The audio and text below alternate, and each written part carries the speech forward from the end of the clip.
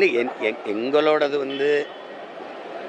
எந்த ஒரு குற்றத்துக்கும் மரண தண்டனையாக இருக்கக்கூடாதுங்கிறது எங்கள் நிலைப்பாடு. ஆனால் பாலியல் வன்புணர்வு, படுகொலை இதுக்கெல்லாம் மரணத்தை தவிர வேறு எதுவும் தண்டனையாக இருக்கக்கூடாதுங்கிறது எங்கள் கொள்கை முடிவு. அதில் என்ன குறையாது. இந்த நாட்டில் குற்றங்கள் குற்றவாளிகள் பாதுகாக்கப்படுவதும் குற்றங்கள் போற்றப்படுவதும் உருவாயிருச்சு. உங்களுக்கு புரியுதுன்னு நினைக்கிறேன்.